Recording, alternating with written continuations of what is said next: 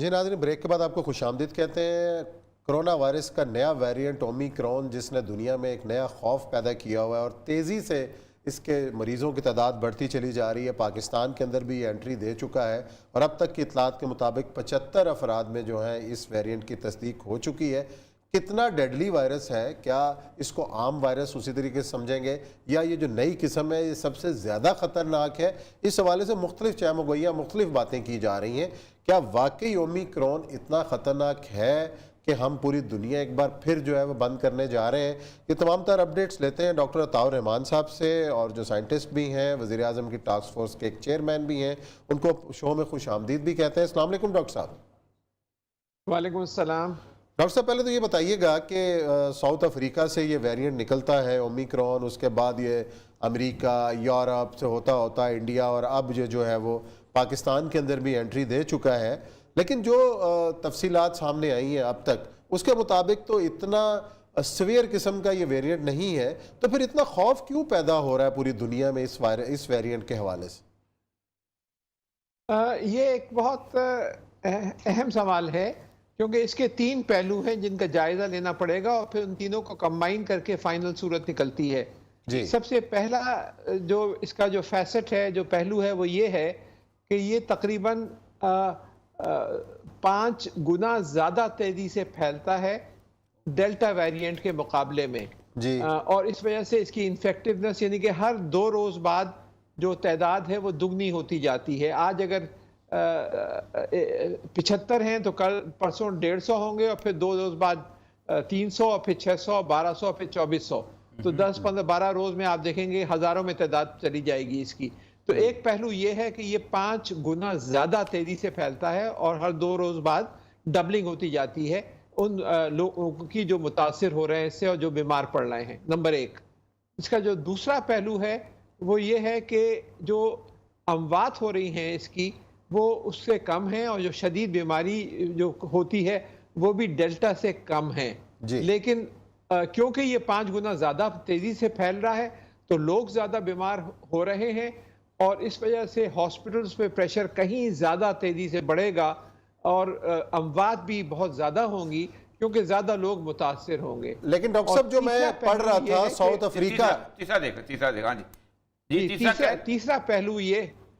ये है कि वैक्सीन, जिन ममालिक में वैक्सीन कम लगी है, जिसके अंदर अफ्रीका में तकरीबन 80% लोगों को वैक्सीन नहीं लगी हुई, और पाकिस्तान में भी बहुत बड़ी तादाद है लोगों की जो वैक्सीन नहीं ली हुई और अनप्रोटेक्टेड हैं, वो तो बहुत ज़्यादा वल्नरेबल हैं। और तो इन तीनों पहलुओं को मिला के आप देखेंगे तो नतीजा निकलता है कि ये जो वेरिएंट है ओमिक्रॉन, ये कहीं ज़्यादा ख़तरनाक है और हॉस्पिटल्स पे कहीं ज़्यादा प्रेशर पड़ सकता है उस डेल्टा वेरिएंट के मुकाबले में जो अब कम होता जाएगा। लेकिन आपने 3 वजूहत बताई डॉक्टर साहब, लेकिन मैं साउथ अफ्रीका के मीडिया में पढ़ रहा था कि सिर्फ 6.7% लोगों को हॉस्पिटल जाने की ज़रूरत पड़ी है। और एक तो ये बात, और दूसरा जो इंग्लैंड की जो दादोशुमार सामने आए हैं जिनको बूस्टर डोज भी लगी हुई है, उनको भी ये वेरिएंट अपने जो है वो शिकार कर रहा है, उनको भी दोबारा कोरोना हुआ और पहले 2 दफ़ा उनको कोरोना हो चुका। 2 डोजेस लगने के बाद, बूस्टर डोज लगने के बाद भी ये शिकार कर रहा है, लेकिन उसकी जो अलामात हैं वो कम है। तो एक तो हॉस्पिटलाइजेशन वाली जो चीज़ है, तो इसमें साउथ अफ्रीका की हद तक तो इत्मीनान बख्श है कि बहुत कम लोगों को जाना पड़ा हॉस्पिटल। तो लेकिन हमें इक्विप्ड तो रहना चाहिए। जी, ये बात जो है ये एक हद तक दुरुस्त है, लेकिन अभी इट्स टू अर्ली इसके बारे में कहना, क्योंकि ये वायरस जो है ये नवंबर के शुरू में ये डिस्कवर हुआ था और अब दिसंबर में है। आप सिर्फ 1.5 पौने 2 महीने हुए हैं इसको आए हुए, और ये अभी तक बहुत ज़्यादा फैल नहीं पाया उन ममालिक में जहाँ पे वैक्सीनेशन ज़्यादा नहीं हुई। तो जो साउथ अफ्रीका का जो डेटा है उसको ज़रा समझने के लिए आपको दूसरे ममालिक का भी डेटा देखना पड़ेगा जहाँ वैक्सीनेशंस कम हुई हैं और उनकी हॉस्पिटलाइजेशंस की तादाद जो साउथ अफ्रीका के बराबर वाले ममालिक हैं उनका डेटा आएगा तो पता चलेगा कि ये कितना खतरनाक अच्छा है। डॉक्टर साहब, ये जो पूरे यूरोप जो ये जो डाटा है जहाँ वैक्सीन, मतलब अमेरिका में कल जो है 3,12,939 केसेस ज़्यादा आए हैं, बरतानिया में 1,29,471 केसेस ज़्यादा आए हैं, फ्रांस के अंदर 1,89,000 आए हैं, इसकी तरह स्पेन के अंदर 99,000 आए हैं, ये तो बहुत बड़ी, इटली में 78,000 आए हैं। یہ بہت بڑی تعداد ہے، اور یہاں تو ویکسین بہت زیادہ ہوئی ہے، بلکہ ان کو 100% تک بوسٹر ڈوز پہ آ چکے ہوئے ہیں۔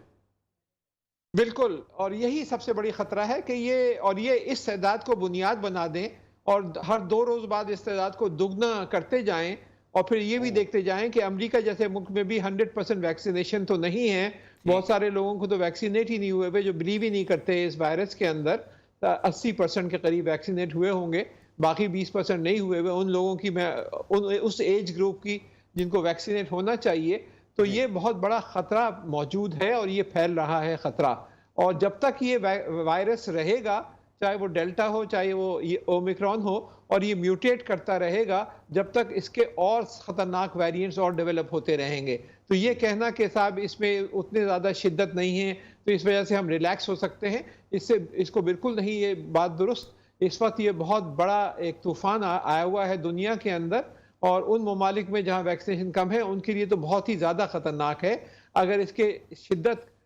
کی پرسنٹیج لوگوں کی کم ہو، پھر بھی جو ٹوٹل پرسنٹیج جو ہاسپٹلائزیشن ہوگی جن لوگوں کی، وہ بڑھے گی۔ آپ دیکھیں گے ہاسپٹلز کے اوپر پریشر بڑھے گا، اور بہت سارے ممالک اس وجہ سے مغرب میں بھی پریشان ہیں کہ اگلے 4 ہفتے میں ہمارے ہسپتالوں کا کیا حال ہوگا اور ہم کیا اس سے کوپ کر سکیں گے یا نہیں۔ یہ میں مغرب کے ممالک کی بات کر رہا ہوں، پاکستان کی بات تو ڈاکٹر صاحب اسی مغرب کی بات کرتے ہیں تو لوگ ان پابندیوں کے خلاف باہر نکل رہے ہیں، وہ کہتے ہیں کہ وہ بہت ہو گیا یار، ہم اب کتنا بند رہیں، کتنا اپنا کاروبار بند رہے، لیکن اس کی بھی ایک لیمٹ ہوتی ہے، تو کب تک دنیا اس طریقے سے جو ہے وہ سروائیو کرتی رہے گی، لوگ اس کا شکار ہوتے رہیں گے، کوئی اینڈ کوئی کم ہوتا ہوا نظر آ رہا ہے آپ کو، دکھ رہا ہے کچھ؟ کیونکہ نومبر 2019 سے یہ شروع ہوا ہے، آپ سوچیں، اور اس وقت تو مارچ میں آ کے یہ دنیا بھر میں پھیلا ہے۔ چائنا میں جنوری میں کہیں آ گئی تھی رپورٹ جو تھی یونائٹڈ نیشنز کی، WHO کی، اس کے باوجود بھی آہستہ آہستہ پھر یہ ہر طرف ایران میں پھیلا، پھر اس کے بعد UK میں باقی جگہ۔ یہ جو اومیکرون ہے، اس کا کوئی ویکٹر انالیسس نہیں ہو سکتا کہ کتنا عرصہ تک آگے جائے گا؟ یہ جو ہے اس کے بارے میں اندازہ ہے کہ ہر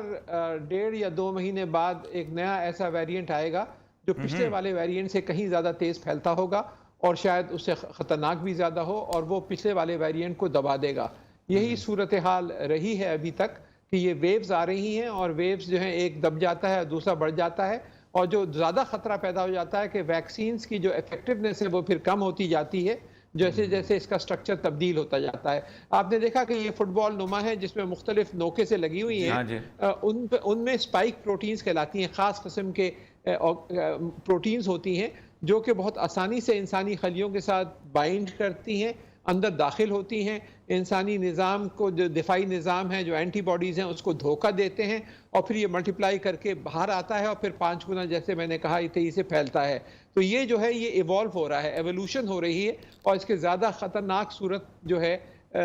وہ سامنے آتی جا رہی ہے، اور سب سے بڑا جو خطرے کی گھنٹی بج رہی ہے وہ یہ کہ ابھی تک جو مورٹیلٹی ریٹ تھا، وہ جو ڈیتھ ریٹ تھا وہ 1% یا 2% تھا جو ڈیلٹا کا تھا، اس کا شاید کچھ کم ہے، لیکن مرض اور وائرس جو پہلے آ چکے ہیں، اس کے مڈل ایسٹ ریسپیریٹری سنڈروم اور سارس جو پہلے آئے ہیں اسی سے ریلیٹڈ، ان کا جو ڈیتھ ریٹ تھا وہ 8 سے 10% تھا۔ تو خدا نہ خواستہ یہ ویریئنٹ تبدیل ہو کے اور اس کا ڈیتھ ریٹ اگر بڑھ جاتا ہے تو پھر یہ قیامت کی صورتحال دنیا میں ہو سکتی ہے۔ جب تک یہ رہے گا تو اس لیے ضرورت اس بات کی ہے کہ دنیا بھر کے لوگوں کو زیادہ سے زیادہ ویکسینیٹ کر لیا جائے۔ افریقہ کے لوگ جو ہیں وہ بیچارے محروم ہو گئے ویکسین سے، اور کچھ ممالک نے جیسے کینیڈا اور یورپ، برطانیہ، اور انہوں نے اپنے پاپولیشن سے 4 گنا زیادہ ویکسینز خرید کر ہورڈنگ کر لی ہے، اور اس کے اب بیک لیش محسوس ہو رہا ہے۔ آپ دیکھیے کہ انہوں نے ویکسین تو آپ نے جمع کر لی، لیکن افریقہ میں کیونکہ دوبارہ پھر یہ اس کے ویریئنٹ پیدا ہو گئے اور اب ساری دنیا متاثر ہو رہی ہے، تو ایک ایکویٹیبل ڈسٹریبیوشن ہونا چاہیے ویکسین کا، اور پوری دنیا کو ویکسینز کی طرف بڑھنا چاہیے۔ جی بہت شکریہ ڈاکٹر طاہر امان صاحب، بڑی تفصیل سے اب اس ویریئنٹ کے بارے میں